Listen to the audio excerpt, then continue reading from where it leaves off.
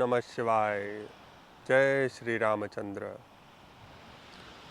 आज मैं आपको बताऊंगा कि साधना शुरू कैसे करें। यह तो वैसे बहुत ही साधारण सा प्रश्न है, बहुत बेसिक सा प्रश्न है कि साधना शुरू कैसे करें, लेकिन बहुत ही कठिन है।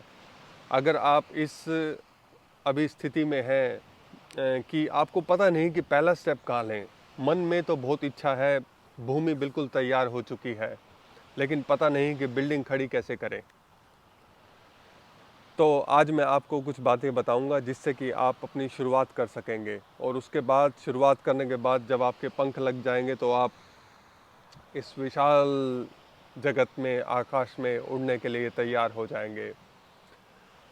अगर आपको ये लगता है कि आप मानसिक रूप से तैयार हैं, थोड़ी वैराग्य की भावना मन में है, अब वो मोह नहीं सांसारिक वस्तुओं और व्यक्तियों के प्रति, तो मैं यह कहूँगा कि अब भूमि तैयार हो चुकी है अंतः खोज की, अंतः में उतरने की, अंतःकरण में उतरकर शांति को प्राप्त करने की।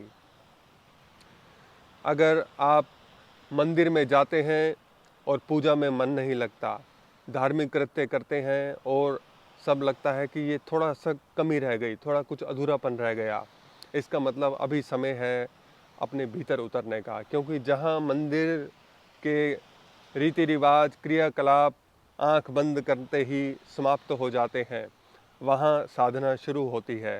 मंदिर में भक्त सब रीति रिवाज निभाता है, क्रियाकलाप करता है और अंत में आंख बंद करके भगवान के आगे प्रार्थना करता है।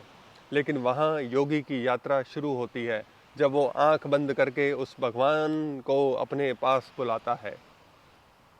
प्रार्थना में अनेक तरह के आप मंत्रों का उच्चारण करते हैं, आरती गाते हैं और अनेक तरह की प्रार्थनाएं करते हैं, लेकिन ध्यान में आप मौन हो जाते हैं। परमात्मा से मौन में आपका वार्तालाप होता है। लैंग्वेज ऑफ साइलेंस आप अपनी डेवलप करते हैं। मौन की भाषा में आप वार्तालाप शुरू करते हैं। सबसे पहले कुछ बातें आपको जान लेनी ज़रूरी है। जितना ज़्यादा समय आप अकेले बिताएंगे आपके लिए वो अच्छा है, एक शुभ लक्षण है। अगर पहले मैं ये ऐसा समझता हूँ कि अगर आपकी भूमि तैयार हो चुकी है तो आप ऑलरेडी इस बात को महसूस कर रहे होंगे कि आपको अकेले रहना अच्छा लगता है। पहले भीड़ में रहना अच्छा लगता था, अकेलापन कचोटता था, लेकिन अब इसका बिल्कुल उल्टा होता जा रहा है। थोड़ा थोड़ा धीरे प्रोसेस है, ये स्लो प्रोसेस है, लेकिन एक बार आप इसको अचीव कर लोगे तो आपको भीड़ में भी अकेलापन लगता है। ऐसा नहीं कि भीड़ में रहा नहीं जाता या तकलीफ होती है, लेकिन आप असलियत को समझ गए हैं कि भीड़ में आप अकेलापन महसूस करने लग गए हैं। जब आप अकेले होते हैं तो आनंदित महसूस करते हैं, कोई कष्ट नहीं होता उसमें। जब ऐसी मनस्थिति बन जाए तो समझिए कि आप साधना के लिए बिल्कुल तैयार हैं। अकेला थोड़ा समय स्पेंड करें, टाइम स्पेंड करें, अकेला समय रहें, चाहे सैर करें अकेले या पेड़ों के बीच में रहें, जो कि मुझे बहुत पसंद है। पेड़ों को स्पर्श करें, छुएं और भूमि पर नंगे पैर चलें। नंगे पैर भूमि पर चलने का बहुत लाभ है। पृथ्वी तत्व आपका बैलेंस होगा और आपके शरीर के दोष दूर होंगे और आपको स्वास्थ्य लाभ भी होगा। इसलिए मैं नंगे पैर चलना बहुत स्ट्रॉन्गली रिकमेंड करता हूँ। और एक और बात भी है कि आपका जो भोजन है उसमें जो पका हुआ खाना है ना, जो भी आप पका कर उसका अमाउंट थोड़ा सा कम कर दें, और सलाद और फल फ्रूट और पानी इसको बढ़ा दें। क्योंकि जितना इजी आपका फूड होगा उतना इजी रिजल्ट आएगा। अगर आप कॉम्प्लिकेटेड खाना खाएंगे तो रिजल्ट भी उसका बहुत कॉम्प्लिकेटेड आएगा। जैसे एक आदमी ने सेब खाया, एक आदमी ने पकोड़ा खाया, ठीक है, या समोसा खाया, तो आप बताइए आसान रिजल्ट किसका है ना। छोटा सा बच्चा भी बता देगा, क्योंकि इजी फूड है वो। आसानी से आपने सेब लिया जैसा प्रकृति में अवेलेबल था, या आम लिया आजकल, तो आम आपने खा लिया। या आप जब देखो पकोड़ा समोसा को बनाने के लिए कितने स्टेप हैं, है ना, बहुत सारे स्टेप से गुजरता है वो खाना। जितने ज़्यादा स्टेप होते जाएंगे उसका उतनी ज़्यादा कॉम्प्लिकेशंस बढ़ती जाएगी। जैसे हमने आम का चटनी बना दी या आम रस बना दिया या कुछ और डिश बना दी आम की, तो वो कॉम्प्लिकेशंस बढ़ गई क्योंकि स्टेप बढ़ गए। तो नेचर में जो खाना जैसे अवेलेबल है वैसा हमने लेके उसको ग्रहण कर लिया, तो हमारे रिजल्ट भी बहुत ईजी होंगे, कॉम्प्लिकेटेड नहीं होंगे। इस साइंस को आप समझ लें। दूसरा कि आप आंख बंद करने का अभ्यास करें।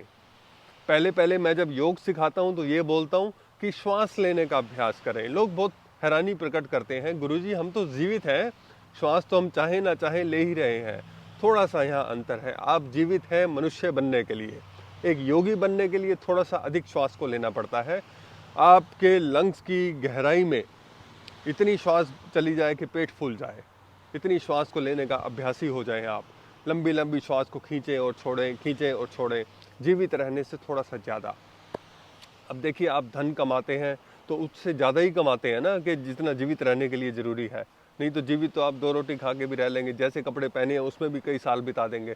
लेकिन हमारी इच्छा थोड़ी सी ज़्यादा होती है, थोड़ा अपने लाइफ को लग्जरियस बनाने के लिए। तो ऐसे ही साधना को थोड़ा आगे बढ़ाने के लिए जीवन से ज़्यादा श्वास आपको लेना होगा। तो श्वास लंबी लंबी खींचने का अभ्यास करें। लंबी सांस खींचे छोड़ें, लंबी सांस खींचे छोड़ें। शुरू में थोड़ी तकलीफ होगी, सारे थोड़े चक्कर आने की ऐसी फीलिंग होगी, जो कि एक शुभ लक्षण है। उसका लक्षण है, मतलब है कि ब्रेन को ऑक्सीजन सप्लाई कम हो गई है, क्योंकि लंग्स को हम ज़्यादा यूज़ कर रहे हैं। तो ऐसे लंबी श्वास लें, लंबी श्वास लें, लंबी श्वास लें।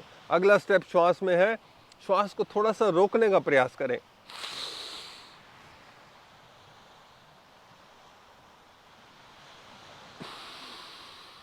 अपने रिकॉर्ड के लिए मन में गिनती गिन सकते हैं, थोड़ी सी गिनती गिनिए, 15 तक, 20 तक, ऐसे। फिर श्वास को छोड़ दें, फिर 2-3 बार नॉर्मल श्वास लें, थोड़ा आराम करें, फिर दोबारा श्वास को खींचें और रोक दें।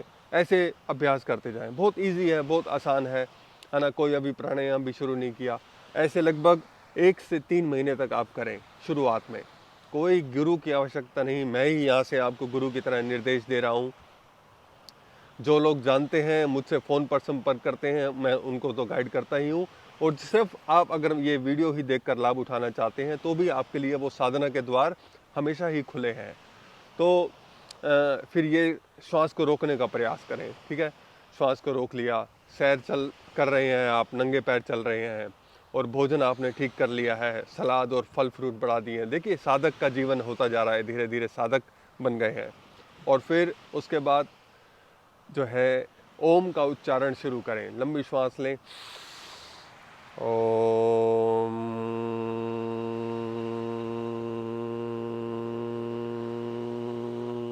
ये जो कंपन हो रहा है ना मकार के उच्चारण के समय, ये जो बहुत आनंद देने वाला क्षण है, इसको अपने जीवन में, अपने शरीर में, अपने मन में भीतर गहन उतर जाने दें। इस कंपन को गहन रूप से महसूस करें और आनंदित हों और उसका आनंद लें। अनेक शारीरिक और मानसिक रोगों को ख़त्म करने की बहुत अद्भुत क्षमता है ओम के उच्चारण में। इस बात को सिर्फ कहें नहीं, सुने नहीं, अपने जीवन में उतारें। समुद्र का पानी खारा है, आपने हजारों बार पढ़ा सुना होगा, लेकिन अगर चखा नहीं तो सारा पढ़ा लिखा हुआ जो खराब हो गया। इसलिए समुद्र आपके सामने है, ओम का उच्चारण करें और उसके आनंद को चखें। इसके बाद आप श्वास प्रश्वास पर ध्यान दें। अब स्वर साधना में उतरने का बिल्कुल समय आ चुका है। अब स्वर साधना में उतरेंगे। बाईं करवट लेट जाएं और सूर्य स्वर को जागृत करें। दाईं करवट ले जाएं और चंद्र स्वर को जागृत करें। स्वरों को बदलें 1 बाय 1, एक से दूसरा स्वर, दूसरे से तीसरा स्वर। स्वर को बदलते रहें, स्वर को बदलते रहें। पलंग पर लेटे रहें, चटाई पर लेटे रहें, जहां आपका मन करे वहां लेट जाएं। कुर्सी पे थोड़ा सा झुक जाएंगे तो भी काम चल जाएगा, थोड़े अभ्यास के बाद। इस तरह से अपने स्वर को इतना स्ट्रॉन्ग कर लें, इतना अपने कंट्रोल में कर लें। अनेक लोग प्रश्न करते हैं कि गुरुजी स्वर वश में नहीं होता है, जो हम चाहते हैं वो स्वर नहीं चल पाता है। तो आप अपने अभ्यास के बाद देखिए, अभ्यास का कोई शॉर्टकट नहीं है। ये शिकायत ना करें कि स्वर वश में नहीं होता है। अभ्यास कितना करा है पहले इसकी रिपोर्ट कार्ड मुझे दें। जब आप थोड़ा अभ्यास करेंगे, अपने शरीर को इतना अभ्यास में उतार लेंगे, जब आप एक बार गर्दन को झुकाएंगे, दूसरे स्टेप में, फिर पहले स्टेप में लेटेंगे, दूसरे स्टेप में बैठकर गर्दन को झुकाने से ही स्वर बदल हो जाएगा। फिर उसके बाद थोड़ा जब एडवांस होंगे तो जो आप मन में कल्पना करेंगे उस तरफ के जबड़े को थोड़ा दबाकर ऐसी कल्पना करें कि सूर्य स्वर चल जाए, सूर्य चलेगा, चंद्र स्वर चल जाए, चंद्र चलेगा। जैसा आप चाहेंगे स्वर वैसा चलने लगेगा। इस प्रकार से आप अपनी साधना में और उतर सकते हैं। इसके बाद समय आ जाएगा मुझसे बात करने का। तो चैनल को ज्वाइन करके आप मुझे फ़ोन कर सकते हैं, मैसेज कर सकते हैं, तो मैं आपको आगे दिशा निर्देश दे सकता हूँ कि आप अपनी साधना में और कैसे उन्नति को प्राप्त करें। आशा करता हूँ आज मेरी बात कही हुई आपके लिए सहायक सिद्ध होगी। धन्यवाद। ओम नमः शिवाय।